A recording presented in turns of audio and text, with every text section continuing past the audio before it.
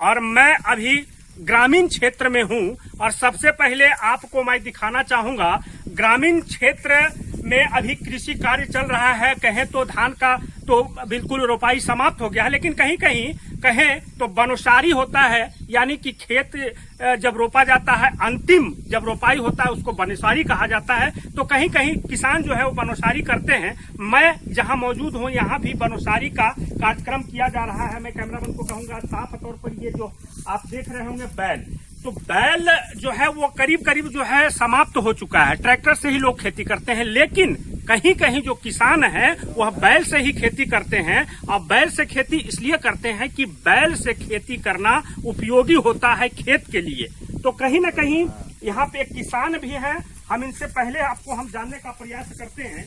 क्या नाम हुआ सर आपका? उपेंद्र जी, मुझे ये बताएं आप बैल से खेती क्यों करते हैं? बैल से खेती मजबूरी से, जैसे ट्रैक्टर यहाँ पर नहीं आ पाए इसके चलते मैं खेती। अच्छा, खेत के लिए कैसा होता है बैल का खेती करना? बैल का खेती ठीक होता है। बैल से खेती करना ठीक होता है, ठीक होता है। ज्यादा ट्रैक्टर से ज्यादा अच्छा रहता है। अच्छा तो कहीं ना कहीं ट्रैक्टर से ज्यादा अच्छा रहता है बैल से खेती करना। खैर वो बात तो खैर, लेकिन यहाँ पर हम मौजूद हैं। चुनाव का भी बिहार में जैसा कि आप जानते हैं कि घोषणा हो चुका है और चुनाव को लेकर एक प्रत्याशी से हम रूबरू होने पहुंचे हैं। सरपंच पद के प्रत्याशी हैं और संजोग से खेत पे ही नाम हुआ उमेश यादव और सरपंच पद से यह आने जा रहे हैं इस चुनाव में। तो उमेश जी, न्यूज 30 में आपका बहुत बहुत स्वागत है। सरपंच पद का आप चुनाव क्यों और कैसे किया? हम किसान से अवगत हैं और पूरे मेरे पंचायत में हर एक गांव का हर एक जात का लोग से संपर्क अभियान रहता है।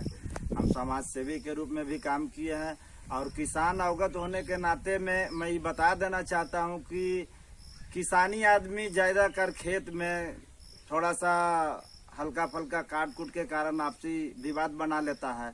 और यही कारण है कि हम किसान के नाते सोचता हूं कि सब जो झमेला होता है इसका जुनून इंसाफ करें और लोगों को मनसा में लगे कि सामाजिक आदमी है और जुनून इंसाफ दिलाता है। और इसलिए मैं सोच समझकर हम माने लोगों के कहने अनुसार भी और अपना भी स्वयं खुद सोचकर डिसीजन कर करके मैं सरपंच पद पर लड़ने के लिए तत्पर हूँ। सरपंच पद का जो उत्तरदायित्व है भली भांति आप जानते होंगे। आप जो इस पद का आपने चुनाव किया, वह क्या लगता है इस पंचायत में किस तरह की कमी जो है आपको समझ में आ रहा है अभी तक, या अभी तक आपको किस तरह का समस्या का सामना जो है लोगों को करना पड़ रहा है? तो वर्तमान की अगर बात करें, सरपंच जो एक ऐसा पद है, सरकार जो इसका चुनाव किया जाता है, या छोटे छोटे गांव देहात में जो मामला है उसका सरपंच का अधिकार बनता है कि वो दोनों को आपस में मिला जुला करके किसी मामला है उसका निपटारा करना। लेकिन उक तुक में कुछ किसान लोग या पंचायत के लोग थाना चले जाते हैं। थाना यहाँ से लगभग 10 से 12 किलोमीटर दूरी पड़ता है। लोग को आने जाने में परेशानी होता है, प्रशासन को भी उसमें परेशानी, छोटे मामला में उलझना पड़ता है।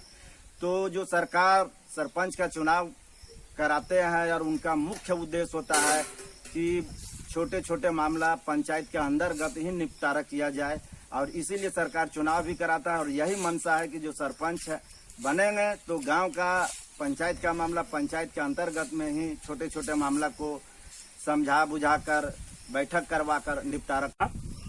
इस पद पे चुनाव में आने के पूर्व आपको क्या लग रहा है? लोग आपको जो उम्मीद रखे हैं लोगों से और लोगों के उम्मीद से इस पद पे आने जा रहे हैं, तो क्या लोग इस उम्मीद पे, आपके उम्मीद पे खरे उतरेंगे? बिल्कुल खड़े उतरेंगे। उन्हीं लोग के देन से मैं इस सरपंच पद पर आ रहा हूं और बहुत सारे लोग हमको इस बात को साफ सुथरा शब्दों में कहा कि आप सामाजिक सेवा आदमी हैं और समाज में आप हर एक जगह पहचान का मोहताज नहीं बनते हैं, इसलिए आप बिल्कुल आइए। और करीब करीब किसान आदमी बहुत सारे लोग हमको कहा कि आप सरपंच पद पर बिल्कुल खड़े होइए और उसी हिसाब के ही मुताबिक मैं इस पद पर खड़ा होना चाहता हूँ। उमेश यादव, और मैं जैसा कि आपको बताया कि मैं यहाँ पहुंचा तो ये पंचायती कर रहे थे और इसी पंचायत स्थल पे मैं पहुंचा और जिनका पंचायती किया जा रहा था वह भी यहाँ मौजूद है संजोग से, और यहाँ पहुंचा हूँ। क्या किस तरह का झगड़ा था आप लोगों में? आयल बोला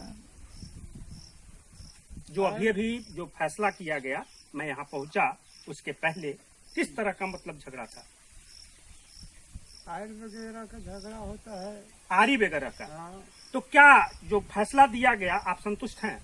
हाँ संतुष्ट। संतुष्ट हैं। हाँ क्या कहना चाहेंगे, ये सरपंच पद पे आने के लायक हैं? हाँ जी हैं। हाँ। तो ये ग्रामीण थे जिनसे हम पूछ रहे थे। अब देखना यह होगा, अमावा पश्चिमी पंचायत से सरपंच पद के उम्मीदवार के रूप में तो और लोग हैं और उमेश यादव जी भी हैं। अब देखना यह होगा कि ग्रामीण किन्हें चुनते हैं और ग्रामीण न्याय की कुर्सी किन्हें सौंपती है। न्यूज 30 में बने रहने के लिए आपका बहुत बहुत धन्यवाद। मेरे चैनल को अगर सब्सक्राइब नहीं किए हैं तो न्यूज 30 भारत की आवाज को जाकर यूट्यूब पर सब्सक्राइब कर लें और साथ ही लाइक और शेयर जरूर करें। और पंचायत से जुड़ी हुई जो पंचायती चुनाव से जुड़ा हुआ खबर है आप तक मैं पहुंचाता रहूंगा। तो इसी के साथ मैं दिग्विजय सिंह उर्फ दिग्गी राजा, जय हिंद, जय भारत।